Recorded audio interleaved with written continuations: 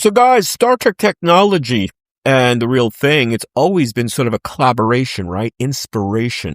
Star Trek has inspired so much technology, and here are just some of the five biggest.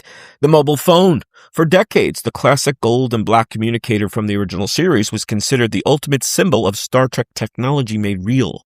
While Motorola's Martin Cooper led the engineering team behind the first handheld cellular phone, the Dynatac, in 1973.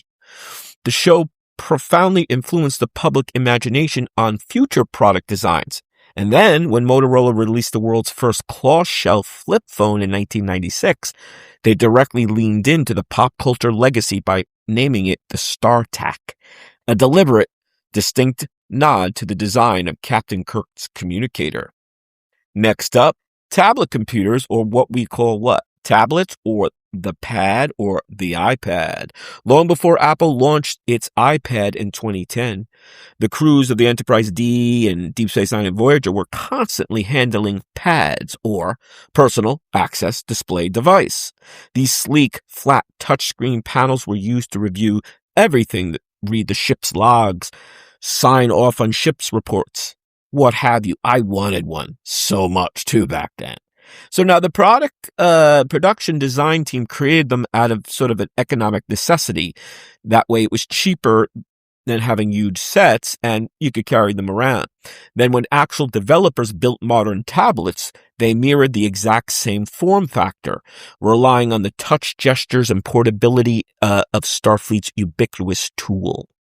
All right, the voice-activated assistants, or we call now Siri and Alexa. The Federation computer that we know and love, right? When Majel Barrett Roddenberry voiced the omnipresent Starfleet computer, she normalized the idea of speaking naturally to an ambient AI to retrieve information or adjust environmental controls. This directly inspired the creators of modern virtual assistants. In fact, Google's engineers explicitly used Star Trek as their guiding light when designing the early voice search capabilities. During the initial development of the Google Assistant ecosystem, the project's internal corporate code name was Project Jewel. This was a reference to the computer systems of the Star Trek universe. All right. The tricorder and the sonic scanners, the diagnostic beds, all the toys that Bones and Crusher and Bashir and Spock used during the shows. Dr. McCoy's medical tricorder allows non-invasive instant diagnostic scanning without cutting a patient open. The concept heavily influenced the development of modern medical imaging, such as portable ultrasound devices and wearable health monitors.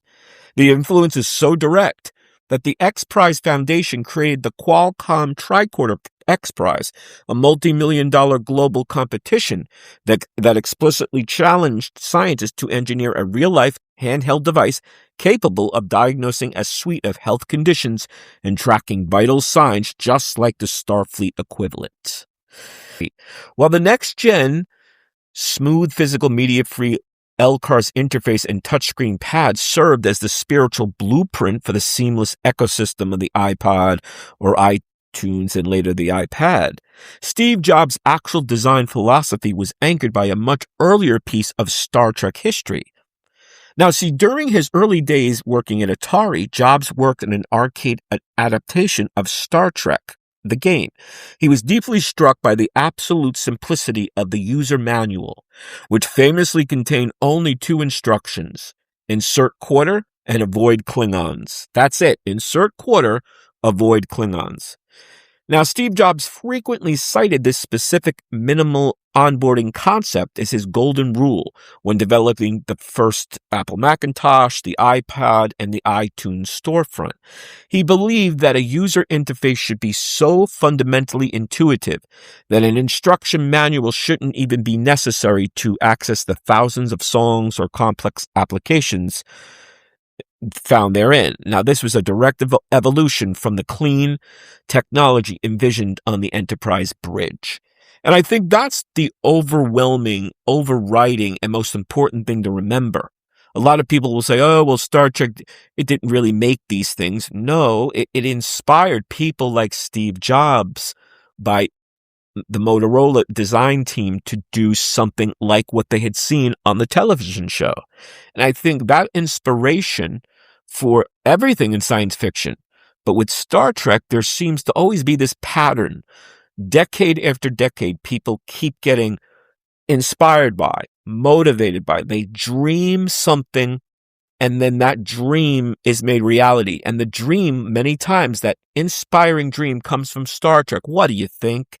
Give us your thoughts and feedback. What is your most kind of favorite toy that Star Trek pretty much helped develop or inspire? For me, it's the pad or the maybe the tricorder soon, but the communicator is great. But I always love tablets and tablet interfaces.